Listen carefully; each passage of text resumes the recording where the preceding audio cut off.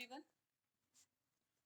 देखो कल हमने आइसो बारीक प्रोसेस पढ़ी थी, ठीक है, परसों शायद से।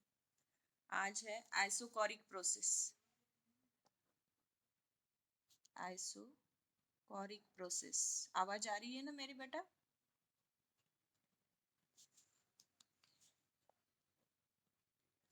आवाज आ रही कि नहीं आ रही है?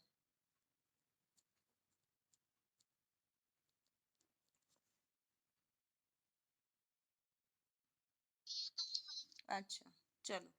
The thermodynamic process that take place at constant volume। यहाँ पे क्या कांस्टेंट होता है? That is volume. That is called as isochoric process. उसे हम कौन सी प्रोसेस बोलते हैं? Isochoric process. यानी यहाँ पे जो आपका जो कंटेनर में जो गैस रहेगा उसका वॉल्यूम कैसे रहेगा? कांस्टेंट रहेगा। अगर यहाँ पे वॉल्यूम कांस्टेंट है यानी इनिशियल वॉल्यूम और फाइनल वॉल्यूम सेम हुआ, यानी चेंज इन वॉल्यूम कितना हुआ? जीरो। अगर यहाँ पे वॉल्यूम जीरो हो जाता है तो in that condition work done नहीं होगा, क्योंकि वर्क डन का फॉर्मूला है हमारा PDV. Work done is equals to initial to final. तो चेंज इन वॉल्यूम ही जीरो है तो ये भी जीरो हो जाएगा, तो वर्क डन भी कितना हो जाएगा? जीरो। अगर यहाँ पे वर्क डन जीरो हो जाएगा, चेंज इन वॉल्यूम जीरो है तो वर्क डन जीरो होगा। तो अकॉर्डिंग टू जो जो आपका फर्स्ट लॉ ऑफ थर्मोडायनामिक है, फर्स्ट लॉ ऑफ थर्मोडायनामिक क्या बोलता है? Q is equals to heat supplied is use in to do the work on internal energy of the system and work done on the system, that is W। Heat जो supplied करते हो वो काय के लिए यूज होती है? To increase the internal energy and also to make a work done. लेकिन यहाँ पे वर्क डन जीरो होगा तो आपकी जो टोटल एनर्जी रहेगी जो आप हीट सप्लाइड करोगे वो सिस्टम के लिए सिर्फ काय के लिए यूज होगी? तो टू इंटरनल एनर्जी के लिए यूज होगी। यानी ये अगर आपका कंटेनर है, इसमें आप फिर से वो फ्रिक्शनलेस मासलेस पिस्टन डाला हुआ है, यहाँ पे हमने गैस डाला है, हमने इसको हीट सप्लाइड कर दी। अगर हमने इसे हीट सप्लाइड करेगी तो ये सिर्फ काय के लिए यूज होगी? यहाँ पे वॉल्यूम का एक्सपेंशन होगा नहीं, वॉल्यूम कांस्टेंट रहेगा। अगर वॉल्यूम कांस्टेंट रहेगा तो इन दैट कंडीशन इसका वर्क डन जीरो हो जाएगा। अगर वर्क डन जीरो होगा तो जो हीट सप्लाइड होगी तो सिर्फ किसके लिए यूज होगी? To internal energy of the system, increase the internal energy of the system, इसके लिए सिर्फ यूज होगी। तो इसका पीवी डायग्राम ऐसे आता है। यहाँ पे प्रेशर चेंज होते रहेगा और वॉल्यूम कांस्टेंट रहेगा। प्रेशर और टेम्परेचर भी चेंज होगा, ठीक है। तो ये इनिशियल प्रेशर, सपोज ये फाइनल प्रेशर, ये और ये वॉल्यूम दैट इज वी, जो चेंज नहीं होगा, वो कांस्टेंट रहेगा। Volume from A to B point तक के। और यहाँ पे देखो इसके अंडर में कोई एरिया नहीं है, और आपको पता है area under the graph shows the work done. अगर एरिया ही नहीं है तो वर्क डन क्या हो जाएगा? जीरो। तो यहाँ पे हमारी जो टोटल एनर्जी हीट सप्लाइड जो होगी वो सिर्फ किसके लिए यूज होगी? इंटरनल एनर्जी के लिए। अगर इस कंटेनर में अगर हम गैस लेते हैं, जैसे हमने वो लिया था C V is equals to D U upon N times D T, ऐसा लेते हैं। तो इसको अगर हम सॉल्व करें तो इसको डेल के फॉर्म में लिखते हो, सिर्फ del U upon N times del T हो चुका है। ये मैंने 2-3 बार लिया कल उस दिन। तो इस पे से डेल यू की वैल्यू क्या होती है? N times C V into del T. तो यहाँ पे क्या होगा? That is N times C V into del T. यानी आप जो भी हीट सप्लाइड करोगे वो सिर्फ किसके लिए यूज होगी? To increase the internal energy of the system. सिर्फ इंटरनल एनर्जी सिस्टम की बढ़ाने के लिए जो भी आप हीट सप्लाइड करोगे उसके लिए, और टेम्परेचर चेंज करने के लिए। That process is called as a isochoric process. उस प्रोसेस को हम कौन सी प्रोसेस बोलते हैं? Isochoric process. ये सिर्फ एट कांस्टेंट वॉल्यूम पे होगी। चेंज काय में होगा? उसके टेम्परेचर में होगा और साथ में उसके इंटरनल एनर्जी में चेंज होगा। वॉल्यूम कैसे रहेगा? कांस्टेंट, ठीक है। यानी यहाँ पे change in volume zero, therefore work done क्या हो जाएगा? Zero. Therefore according to first law Q किसके लिए यूज होगा, सिर्फ इंटरनल एनर्जी के लिए होगा, और वो कितनी होगी, n time cv into del T. That is the important points of that isochoric process. Okay, done. Next concept है आपका, that is adiabatic process.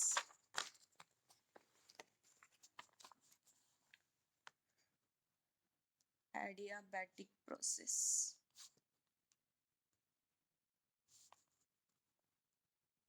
It is a process with which in which there is no transfer of energy, no transfer of heat from or to the system. यानी सीधे सीधे कौन सा होगा, वो insulated material होगा. जैसे हमने वो इसका एग्जांपल लिया था, थर्मस का एग्जांपल लिया था, वैसे अगर एक इंसुलेटेड मटेरियल रहेगा, ये हमने जो कंटेनर लिया है वो कैसे लिया है, इंसुलेटेड कंटेनर लिया हुआ है. और इंसुलेटेड कंटेनर में हमने सपोज हमारी वो सिस्टम यानी गैस हमने इसमें भर दिया है, तो ये इसको हीट सप्लाइड भी नहीं कर पाएगा और हीट ट्रांसफर भी नहीं कर पाएगा. तो that process is called as a adiabatic process. यानी यहाँ पे एनर्जी कांस्टेंट रहेगी. एनर्जी कैसे रहेगी, यहाँ पे कांस्टेंट रहेगी. और इसमें हाँ एक कंडीशन में हो सकता है, एक तो इसमें एनर्जी कांस्टेंट रहती है, और एक प्रोसेस आती है that is a rapid process, rapid exchange of heat, जिसमें हम मेजर ही नहीं कर पाते हैं. जैसे बलून का जल्दी एकदम से फट जाना या टायर पंक्चर हो जाना, ये जो प्रोसेस है इसमें भी हम बोल सकते हैं कि वो प्रोसेस कौन सी प्रोसेस हुई, that is a adiabatic process. हम उसे एकदम रैपिड चेंज जो होगा उसमें हम मेजर कर नहीं पाते, ऐसे प्रोसेस को भी हम कौन सी प्रोसेस बोल सकते हैं, that is a adiabatic process. ठीक है, यानी हम सीधा सीधा बोल सकते हैं जो भी इंटरनल एनर्जी इसमें प्रोड्यूस होंगी, वो इंटरनल एनर्जी सिर्फ उसका क्या बढ़ाएगी, टेम्परेचर बढ़ाएगी. ना इसमें कोई एक्सपांशन होगा, यानी एक्सपांशन या कंप्रेशन हो सकता है, लेकिन यानी वॉल्यूम चेंज हो सकता है, लेकिन एनर्जी ट्रांसफर नहीं हो सकती है.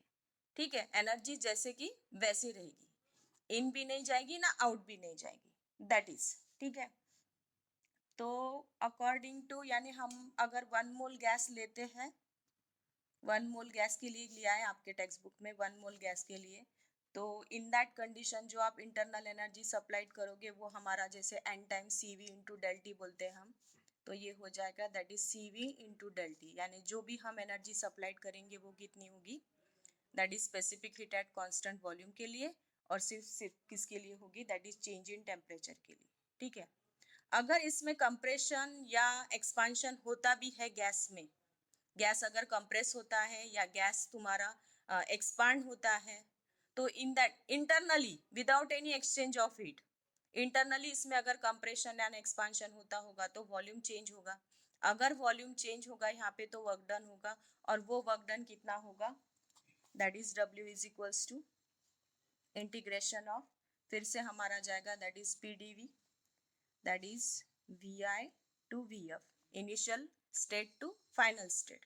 ठीक है, initial volume to final volume, that is P into DV.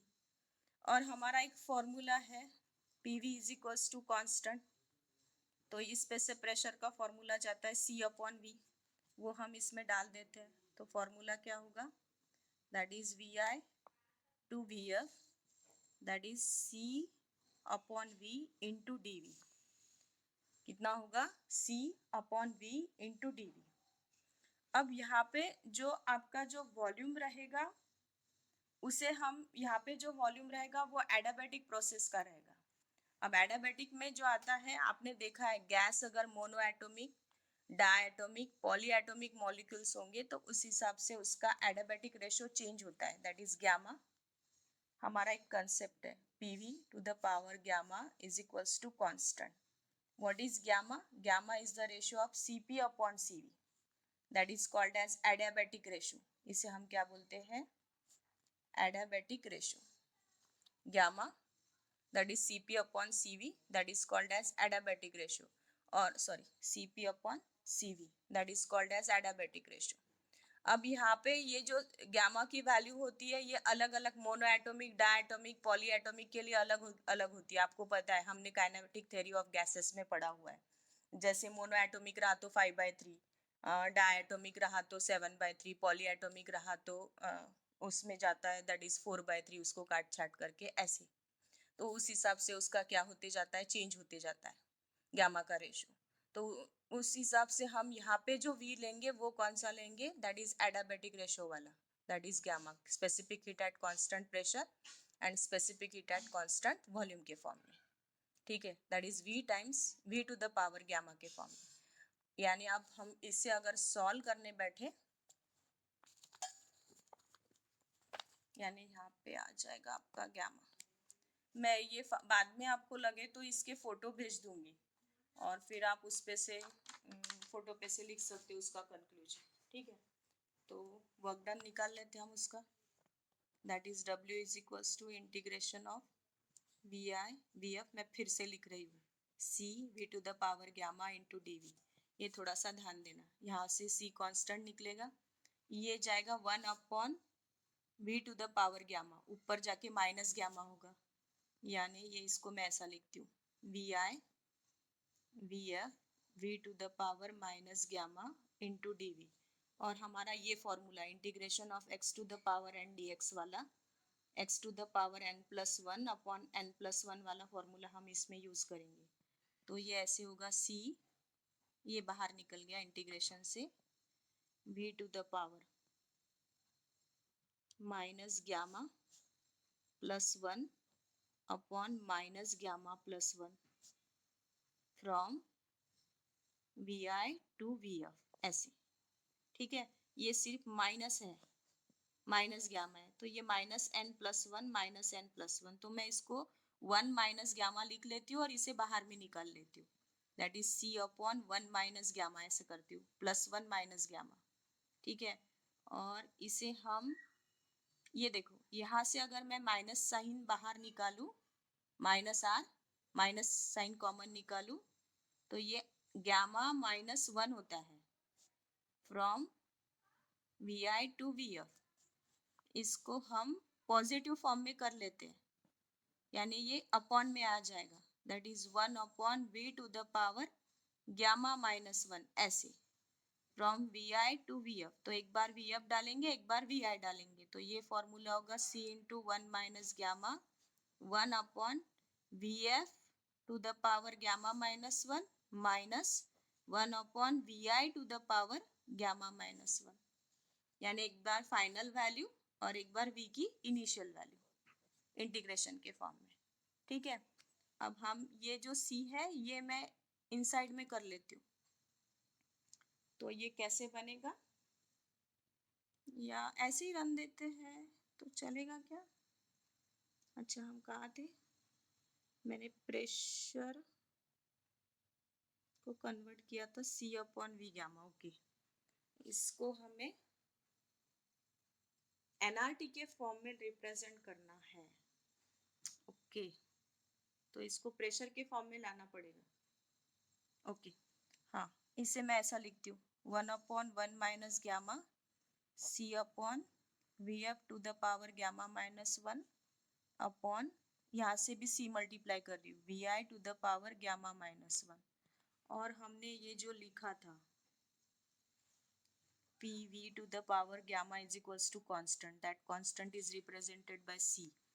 तो मैं C के जगह ये लिख सकती हूँ PV to the power gamma, लेकिन ये फाइनल है और ये इनिशियल है, तो यहाँ पे मैं इसे ऐसा लिख सकती हूँ PV to the power gamma is equals to C, that is final pressure, final volume to the gamma, initial pressure, initial volume to the power gamma. यानी इन दोनों की भी वैल्यू कांस्टेंट, अगर ये कांस्टेंट है तो P1 V1 is equals to P2 V2 is equals to P3 V3 ऐसा लिखते हैं हम वैसे टाइप में. तो हमारे पास फाइनल और इनिशियल है, तो मैं वो डाल रही हूँ यहाँ पे. तो ये इक्वेशन कैसे बनेगा, 1 अपॉन 1 माइनस गामा, इस C के जगह ये फाइनल वाला है तो यहाँ पे आएगा PF VF to the power gamma upon VF to the power gamma minus 1. थोड़ा सा ध्यान दो अच्छी से. PI VI to the power gamma upon VI to the power gamma minus 1. अब यहाँ पे देखो, इसका और इसका बेस सेम है और अपॉन है तो क्या होगी, सब्ट्रैक्शन होगी. यानी a to the power m upon a to the power n is a to the power m minus n वाला कंसेप्ट हम यहाँ पे लगाएंगे. तो ये कैसे होगा, देखो मैं यहाँ पे लिख रही हूँ v to the power gamma upon v to the power gamma minus 1. तो इसे हम कैसे लिखेंगे, vf to the power gamma minus gamma और माइनस साइन के कारण ये +1 हो जाएगा. तो ये gamma gamma गेट कैंसर, तो vf to the power 1 हो जाता है. तो यहाँ पे क्या है, इन दोनों का रेशो क्या आएगा, that is 1 upon 1 minus gamma pf. यहाँ पे हो जाएगा vf माइनस 1 यानी उतना ही हुआ. वैसे ही इसमें भी होगा, सिर्फ vi होगा, pi vi. और आपको पता है pv is equals to nRT. pv का फॉर्मूला क्या है, pv ideal gas equation, that is nRT. तो उस पे से मैं इस pv के जगह nRT डाल सकती हूँ. n और r तो कांस्टेंट रहता है, चेंज किस में रहेगा, टेम्परेचर, फाइनल टेम्परेचर, और यहाँ पे कौन सा होगा, इनिशियल टेम्परेचर. तो इसी फॉर्मूले को हम ऐसे भी लिख सकते हैं. यानी ये फॉर्मूला हुआ आपका PF VF minus PI VI upon 1 minus gamma, और इसी को हम रिप्रेजेंट करते हैं NRT के फॉर्म में. तो NR कांस्टेंट है तो बाहर निकलेगा, ब्रैकेट में जाएगा TF minus TI upon 1 minus gamma, इस फॉर्म में. तो that is the work done. और ये वर्क डन वो सिर्फ किसके लिए यूज करेगा, work done will be use in the form of energy. That is the work done here.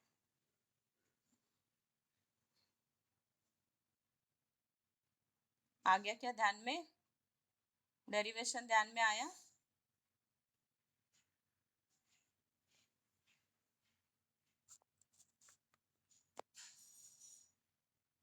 Repeat करा ना एकदा, रिपीट रिपीट रिपीट. याच्यात समजेल का असं रिपीटेशन. आपण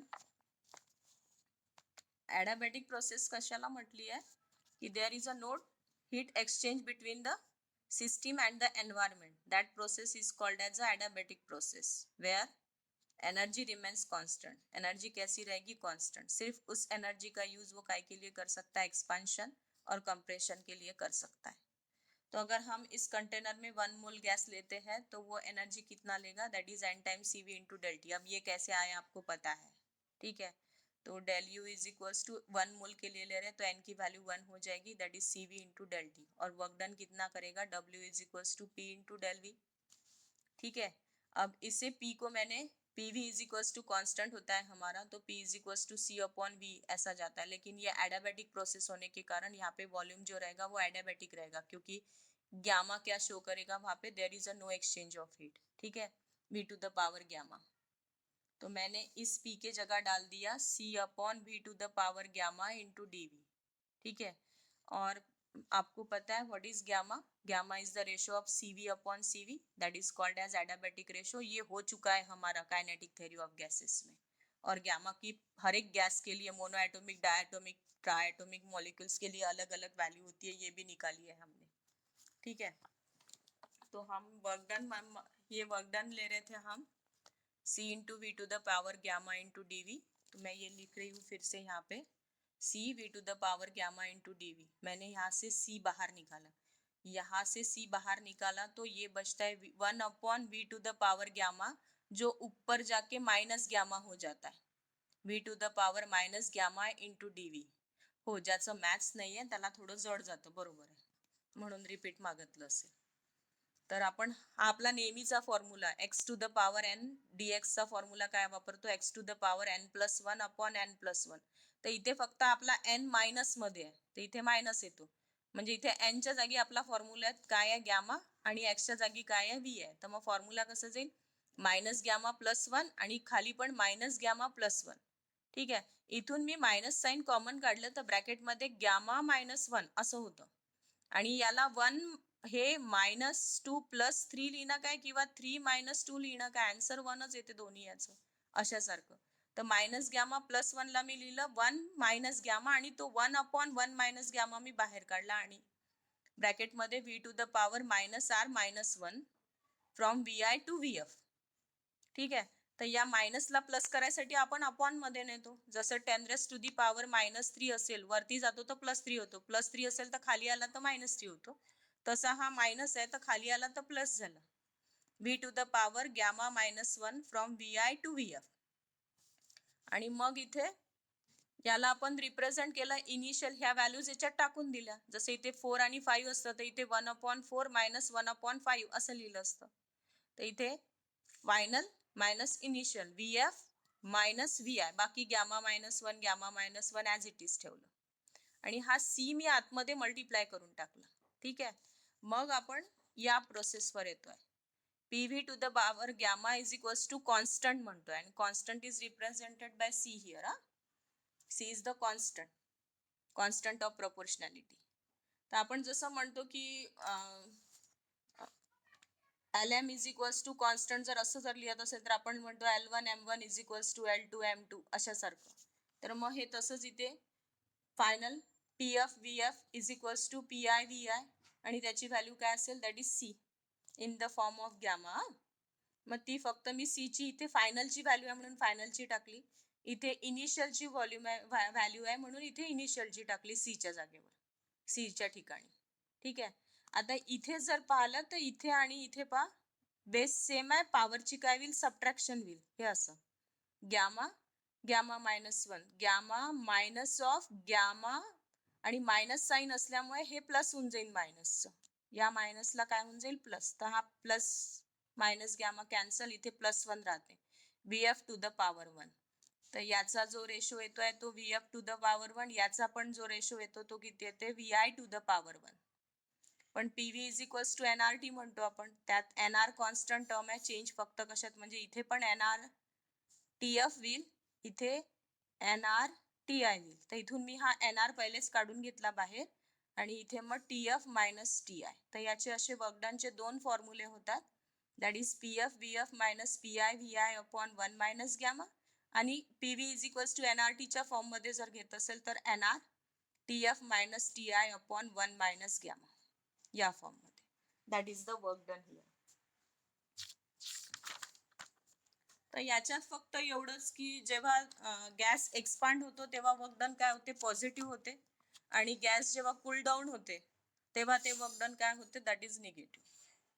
ठीक आहे. म्हणजे कूलडाऊन म्हटलं, सॉरी, एक्सपान्शनच्या वेळेस कूलडाऊन होते आणि तेव्हा वर्क डन काय असते, पॉझिटिव्ह. आणि जेव्हा गॅसला आपण कंप्रेस करतो, कंप्रेस कंडिशन मध्ये तिथे जे होते ते वर्क डन, कोणतं वर्क डन होते, that is negative work done. ते आपण on the system and by the system असा कन्सेप्ट झाला तो त्याच्यात. ऑन द सिस्टीम असेल तर निगेटिव्ह असते आणि बाय द सिस्टीम असेल तर ते पॉझिटिव्ह असते असं. ठीक आहे. Any problem? म्हणजे याच्यात सरळ सरळ आपण हा कन्सेप्ट यूज करतोय, pv⁻γ is equals to constant. इथे internal there is a no exchange of heat, therefore Q ची व्हॅल्यू काय होईल, 0 होईल. आणि जे काय तुम्ही एनर्जी प्रोव्हाइड कराल त्याला, त्या एनर्जीचा यूज तो कशासाठी करेल, दॅट इज वर्क डन साठी. कारण हीट 0 होते according to thermodynamics, Q is equals to ΔU plus W असं म्हणतो आपण. ही 0 झाली तर W मायनस मध्ये येतो, तर ΔU is equals to minus W असं म्हणतो. ठीक आहे. तर म्हणून ΔU हा कोणासाठी यूज होईल, फक्त वर्क डन. आता निगेटिव्ह किंवा पॉझिटिव्ह का, कारण ते वर्क डन पॉझिटिव्ह असू शकते, निगेटिव्ह एक्सपान्शन होईल, म्हणजे तिथे हीट एक्सपांड होईल, सॉरी कूल डाऊन पण होईल आणि हीट वार्म पण होईल अशी कंडिशन, म्हणून -W. एक्सपान्शन जेव्हा होतं तेव्हा कूल डाऊन होते, म्हणजे गॅस जेव्हा एक्सपांड होतो तेव्हा कूलिंग होते आणि कूलिंग प्रोसेसमध्ये वर्क डन जे राहते ते पॉझिटिव्ह राहते, कारण एक्सपांड होते आहे, सप्लाइड होते आहे. आणि जेव्हा तुम्ही गॅसला कंप्रेस करताय, कंप्रेस करताना हीट वाढते, म्हणजे हीटिंग इफेक्ट चालू होते आणि या कंडिशनमध्ये वर्क डन काय होते, दॅट इज निगेटिव्ह. ठीक आहे. That is the adiabatic process. And the last 2 process is remaining. First is a cyclic process. हे तसं आपलं ॲक्च्युली झालं आहे. आयसोथर्मल मध्ये त्या टाईपचंच प्रोसेस आहे ही, ज्याच्यात आपण डायरेक्ट रिटर्न करू शकतो इनिशियल स्टेजमधून फायनल स्टेजमध्ये जातो आणि फायनल स्टेजमधून इनिशियल स्टेजमध्ये येतो. तर that type of process is called as a cyclic process. म्हणजे इथे हीट तुम्ही सिस्टीमला सप्लायडी करू शकता आणि एनर्जी मात्र या कंडिशनमध्ये काय राहते, झिरो राहते. अकॉर्डिंग टू फर्स्ट लॉ जी काय तुम्ही एनर्जी पाठवता, सप्लाईड करता, ती टोटली कशासाठी यूज होते, वर्क डन करण्यासाठी यूज होते. जो हीट आप सप्लाइड करते हो वो पूरी की पूरी काय के लिए यूज होती है, वर्क के लिए यूज होती है. इंटरनल एनर्जी में कोई चेंजेस नहीं होता है. जो हमने जैसे ये लिया था ऐसे नहीं, वो फ्री एक्सपांशन का आता है, सॉरी, हाँ वो फ्री एक्सपांशन का कंसेप्ट आता है. ये जो हमने ऐसे ऐसे डायग्राम ली थी, ये वाली A to B this process, तो यहाँ पे दो टाइप की, यानी ऐसे ग्राफ दिया है आपके एक्चुअली टेक्स्ट बुक में, दो टाइप का ग्राफ दिया है, सेकंड एंड फर्स्ट. तो इसमें देखो ये एरिया आता है अंडर दिस कर्व और ये इस एरिया, इसके अंडर का एरिया आता है. तो आप देखोगे तो हर एक के अंडर में एरिया आ रहा है और एरिया ज़्यादा है यार, यानी हीट सप्लाइड जो होगी वो टोटली किसके लिए यूज़ होगी, वर्क डन के लिए यूज़ होगी. ठीक है. नेक्स्ट कंसेप्ट है आपका that is a free expansion. और वो हमने जो लिया था, जैसे मैंने बोला था कि एक कंटेनर में हम वॉल डाल देंगे और ये वी आई इनिशियल और ये वी आई डैश लिया था हमने, ये एम्प्टी रखा था, इसमें गैस रखा था, इसको ब्रेक किया तो यहाँ का गैस इधर चला गया और जो आपका टोटल वॉल्यूम था वो कितना हो गया, that is V I plus V I dash without any supplied heat. हमने यहाँ पे की कोई भी हीट सप्लाइड नहीं की, सिर्फ हमने वॉल को ब्रेक किया तो ये इसका वॉल्यूम क्या हो गया, चेंज हो गया, वॉल्यूम चेंज हो गया तो वर्क डन हुआ. और वर्क डन हुआ यानी यहाँ पे एनर्जी जो, यानी without any energy there is a formation of work done. That process is called as a free expansion. इसे हम कौन सा एक्सपांशन बोलते हैं, फ्री. वर्क डन होतेच असं नाही, होणारच नाही त्याच्यात, कारण ती फार रॅपिड प्रोसेस असेल तर वर्क डन होणारच नाही. फक्त एवढंच की विदाउट एनी हीट सप्लाइड, म्हणजे इथे हीट जी सप्लाइड राहील तरी झिरो राहील, त्याच्यामुळे वर्क डन पण काय राहील, झिरो होईल. आणि इंटरनल एनर्जी पण काय असेल, झिरो असेल according to first law. Heat सप्लाइडच नाही करत आहे, फक्त हा आपण ब्रेक केल्याबरोबर एक्सपान्शन होते याच्यात, म्हणजे इथला व्हॉल्यूम इकडे एक्सपांड होतोय, ऑक्युपाय करतोय त्या स्पेसला, फास्ट इन्स्टंटली ऑक्युपाय करतोय, त्याच्यामुळे वर्क डन पण काय राहील, झिरो राहील. ठीक आहे. तर there is a no exchange of heat between the system and the surrounding याच्यामध्ये. तर that expansion is called as a free expansion. बाकी काही नाही याच्यात, याची तुमची थेअरी तशी आटोपली आहे.